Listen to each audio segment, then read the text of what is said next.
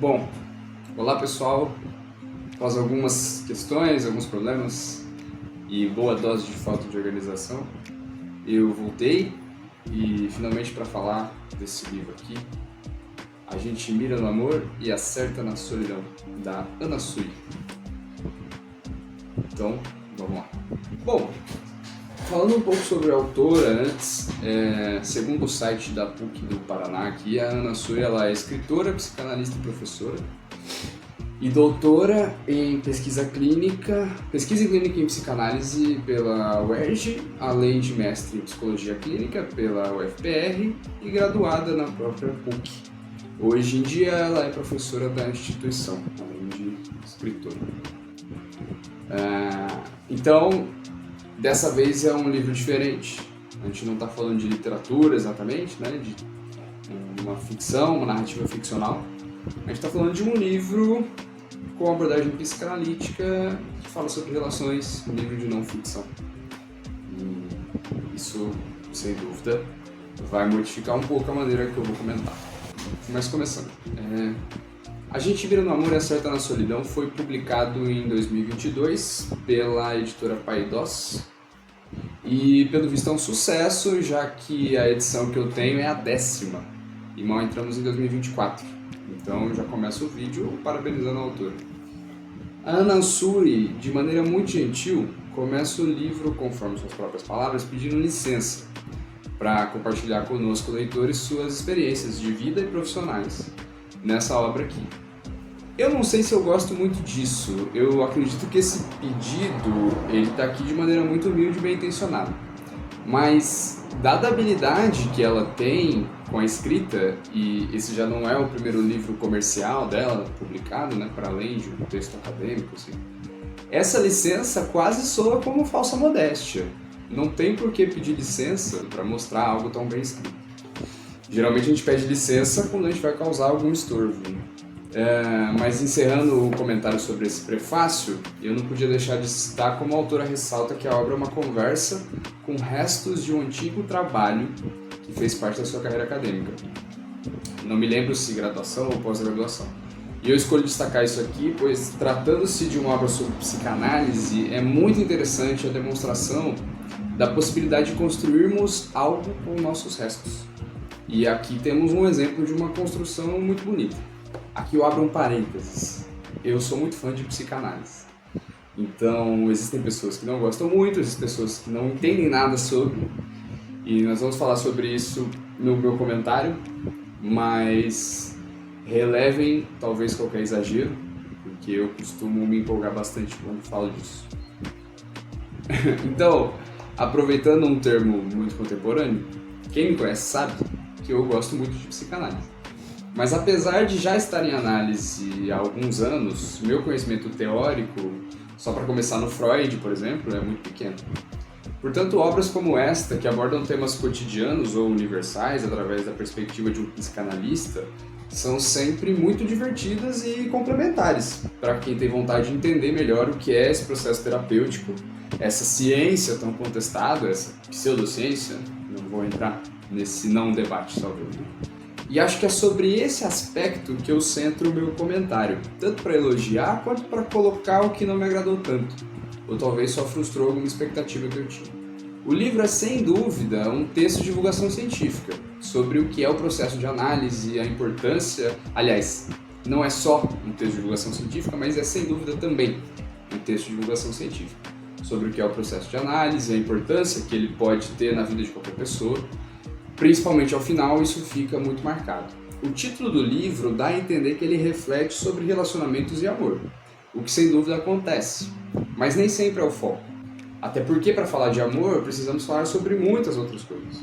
Para quem já fez análise ou tem alguma noção do que é uma abordagem psicanalítica, isso é muito óbvio, e aqui vem uma frustração minha. Mas para quem nunca teve contato ou possibilidade de fazer uma terapia um pouco mais aprofundada, com certeza o texto vai ser surpreendente.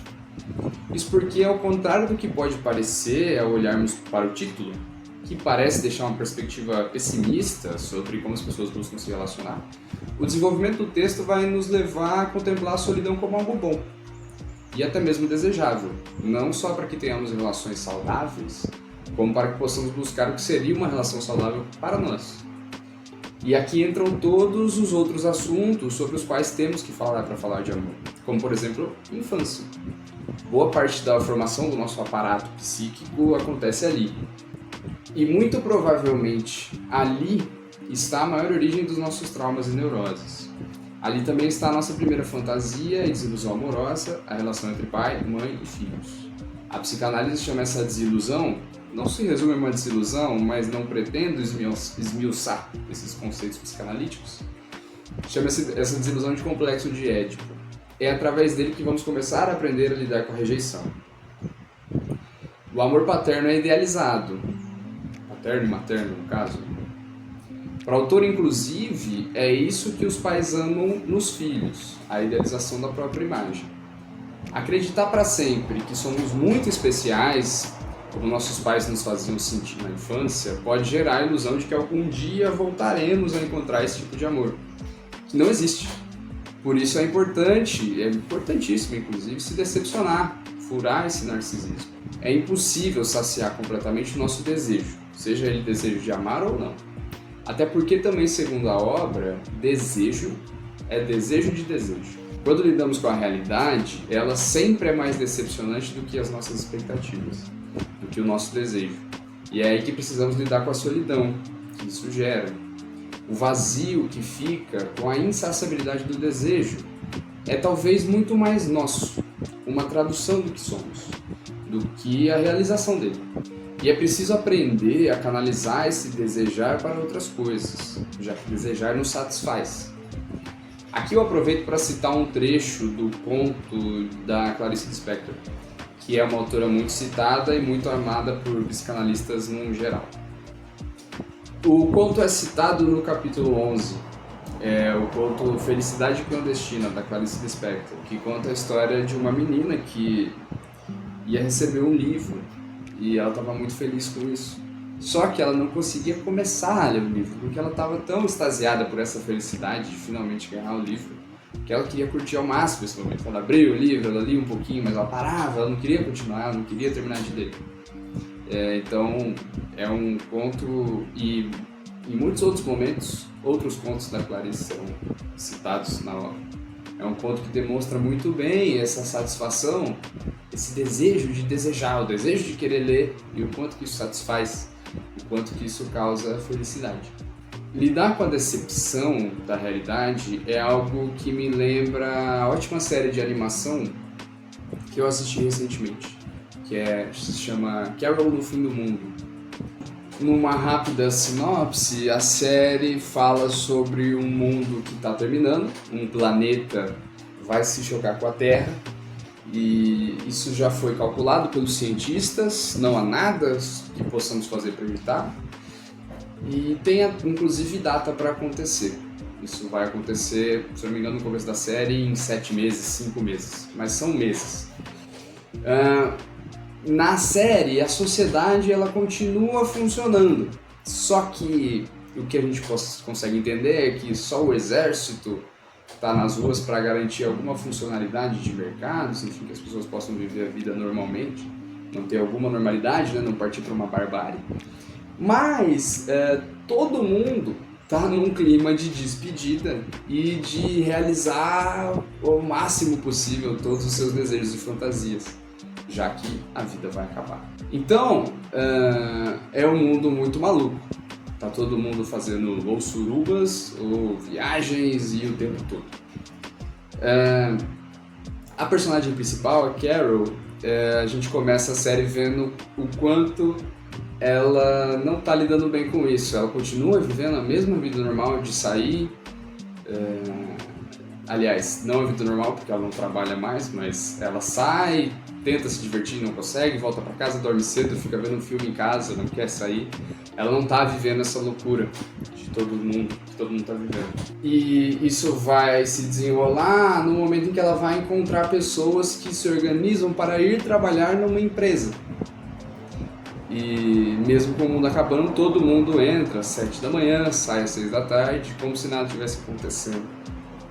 E as pessoas, elas decidem não conversar sobre, porque é um comportamento estranho, né? Considerado estranho para quem está encarando o fim do mundo. E enfim, a partir daí a série vai se desenrolar. Por que eu lembro dessa série? Eu acho que é uma série que fala muito sobre lidar com a decepção. Todos estão querendo ter o melhor momento do resto das suas vidas, enquanto algumas pessoas muito corajosas buscam apenas lidar com a possibilidade oferecida pela realidade, para que seja possível ainda desejar alguma coisa nesse pequeno período de tempo. A maioria das pessoas que estão vivendo emoções incríveis acabam ficando decepcionadas e parecem que tudo aquilo que elas estão fazendo não está sendo o suficiente. Escolher viver uma rotina comum é, de alguma maneira, naquele contexto, abrir espaço para existir desejo, seja ele qual for. E é uma série muito bonita, assim, tem várias reflexões importantes e recomendo para todos. Bom, já encerrando e dirigindo minha fala final para aquilo que eu mais gostei. O livro vai falar sobre mais coisas.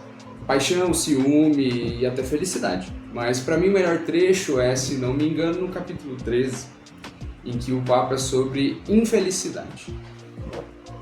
E aqui eu vou ler um trecho para vocês desse capítulo. Abre aspas. Para Ana Sui.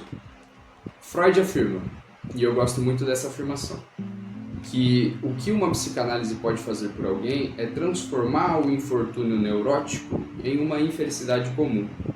Com isso, aponta para uma infelicidade que é trivial, banal, corriqueira, ordinária, que faz parte da vida. Acontece que, com frequência, a gente se apega à infelicidade e se apaixona pelos nossos monstros. Quem faz análise, se ela é bem-sucedida, e aqui eu já fechei aspas, quem faz análise, se ela é bem-sucedida, começa a entender que a falta é inescapável, assim como o sofrimento e a decepção. Entrar em contato com a falta é estar só, apenas acompanhado de si mesmo. E saber lidar com ela é saber como reinventar o desejo. Portanto, amar. Não a ditadura da felicidade. Sejamos infelizes. Por fim, eu queria agradecer a Duda, que me emprestou esse livro muito gentilmente e me indicou ele. Duda, um abraço e um beijo.